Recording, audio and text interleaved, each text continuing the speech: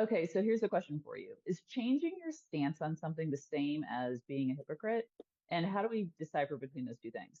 No, it's not. People grow, they evolve over time. That's just the normal process of human development. The difference between hypocrisy and changing has to do with the values you hold at the moment and the behavior you exhibit at that moment. For instance, if you hold a particular value that is a particular behavior that's attached to it, and you don't behave according to that, then that's hypocritical. You can change your point of view, you can change your behavior. When I was a kid, I used to be a part of a mentality that was completely different than the mentality I have now.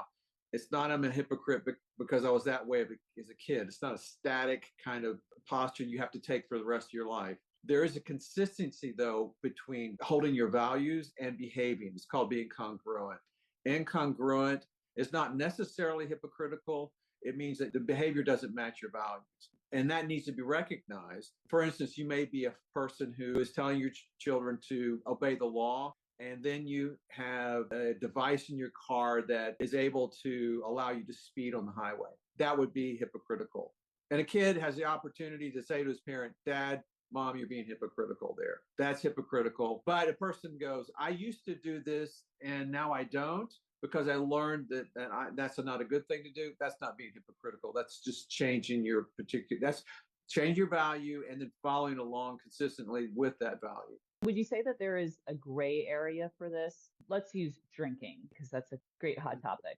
Let's say I'm struggling. I'm not an alcoholic per se, but let's say I want to stop drinking or I want to pull back. And my friends know this. They see me out getting drunk and then they see me posting that I'm trying to work through this. Is there a gray area for growth? Yes, absolutely. Yeah.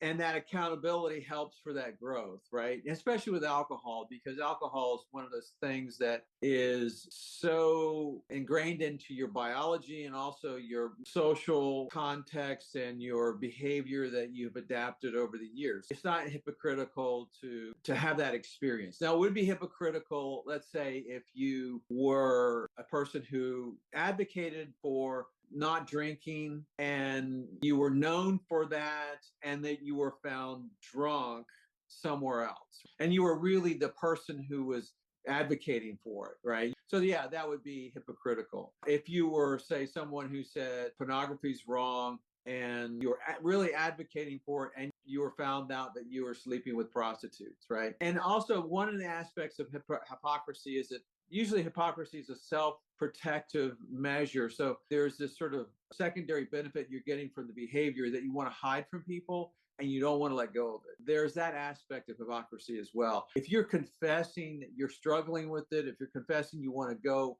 down the road, that's not hypocrisy. Hypocrisy has to do with it. It's a form of lying to people on purpose so that you will look different than in a way that you don't want to look. So it's a way of lying. Jesus said this.